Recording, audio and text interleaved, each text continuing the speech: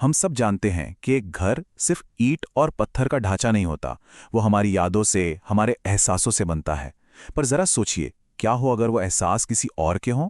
आज हम कुलकर्णी परिवार की कहानी सुनेंगे, जिनके लिए मुंबई का एक नया घर एक ऐसा डरावना किस्सा बन गया जिसे वो कभी नहीं भूल पाएंगे। तो चलिए इस राज के पीछे की सच्चाई जानते हैं। ये सवाल ही कितना अजीब है ना। कोई कितनी उम्मीदों और सपनों के साथ एक नए घर में कदम रखता है, और फिर उसे पता चलता है कि उस घर पर उसका नहीं, किसी और का हक है। किसी ऐसे का जो अब इस दुनिया में है ही नहीं। तो कहानी की शुरुआत होती है एक नए घर और एक बहुत पुराने राज से। एक बिल्कुल साधारण सा परिवार, एक नई शुरुआत की चाहत। लेकिन उन्हें क्या पता था कि उस घर की दीवारों में कुछ ऐसा दफन है जिसकी उन्होंने कभी कल्पना भी नहीं की थी। तो मिलिए कुलकर्णी परिवार से अशोक जी, एक सरकारी मुलाजिम जिनका अभी अभी मुंबई ट्रांसफर हुआ था। उनकी पत्नी लता जी, जो इस नए शहर को अपना घर बनाने के लिए तैयार थीं। और उनकी बेटी वेदिका, जिसकी आंखों में मुंबई की जिंदगी को लेकर ढेरों सपने थे। सब मिलकर एक खुशहाल भविष्य की उम्मीद में उस घर में आए थे। घर अशोक जी के ऑफिस के पास तो था, पर देखने में काफी पुराना लग रहा था।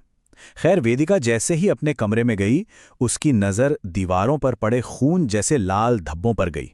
उसने सोचा, चलो शायद पुराना पेंट होगा।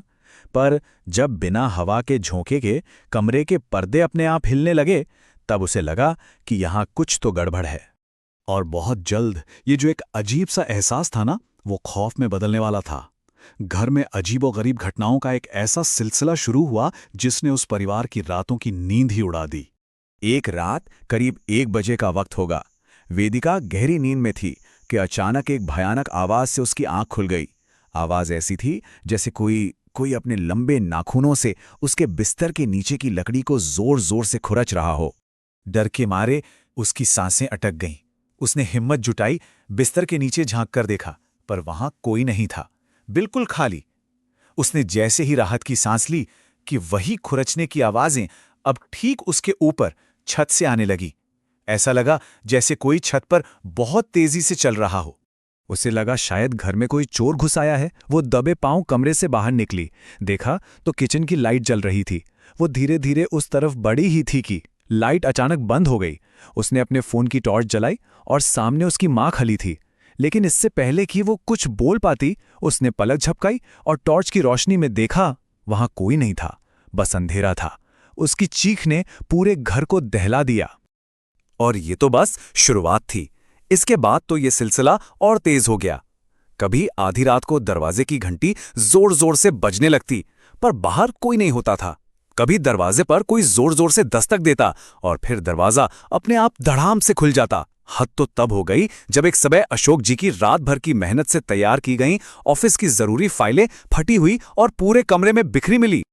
अब जब चीजें हाथ से निकलने लगीं, तो परिवार ने फैसला किया कि उन्हें किसी पेशेवर की मदद लेनी होगी।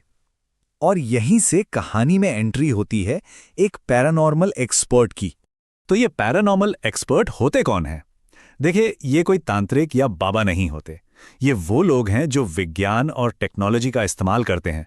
उनके पास ईएमएफ मीटर जैसे डिवाइस होते हैं जो इलेक्ट्रोमैग्नेटिक फील्ड में हो रहे अजीब बदलावों को पकड़ते हैं। वो खास तरह के कैमरे और रिकॉर्डर इस्तेमाल करते हैं ताकि ऐसी तस्वीरें और आवाजें कैद कर सकें जो हमारी आम आंखें और कान नहीं पकड़ सकते। तो वेदिका के एक दोस्त ने यश नाम के एक्सपर्ट को बुलाया। यश अपने गैजेट से भरे बैग के साथ पहुंचा और उसने परिवार को हॉल में ही रुकने को कहा। फिर उसने एक एक करके हर कमरे की जांच शुरू कर दी। काफी देर तक जांच करने के बाद यश ने जो बताया वो और भी ज्यादा चौंकाने वाला था। उसने कहा, बड़ी अजीब बात है, मेरे किसी भी डिवाइस पर कोई रीडिंग नहीं आई। इसका एक ही मतलब है कि यहां जो भी शक्ति है वो बहुत चालाक है। वो सामने नहीं आना चाहती। लेकिन इस घर में एक नेगेटिव एनर्जी है, एक भारीपन है जिसे मैं साफ महसूस कर सकता हूं।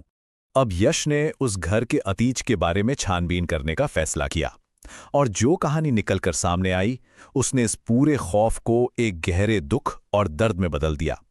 ये कहानी थी माया की। यश ने आस पड़ोस के कुछ पुराने लोगों से बात की। पता चला कि करीब 15 साल पहले इसी घर में सतपाल जी अपनी बेटी माया के साथ रहते थे। माया की शादी तय हो गई थी, घर में खुशियों का माहौल था। पर फिर एक तूफानी रात एक चोर घर में घुस आया। उसने माया की गर्दन पर चाकू रख दिया।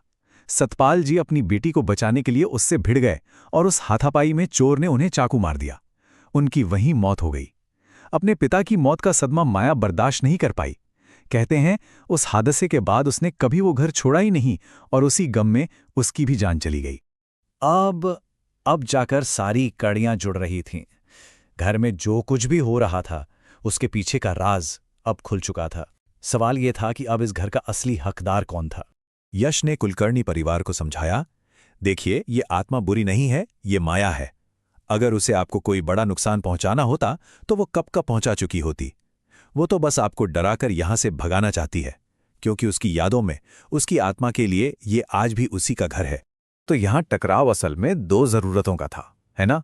एक तरफ कुलकर्णी परिवार था जिन्हें रहने के लिए एक छत चाहिए थी, और दूसरी तरफ थी माया की आत्मा जो बस अपना घर, अपनी यादों को वापस चाहती थी। कुलकर्णी परिवार ये बात समझ गया। वो एक ऐसी आत्मा से नहीं लड़ सकते थे जो नफरत से नहीं बल्कि बेइंतहा दुख से भरी हुई थी।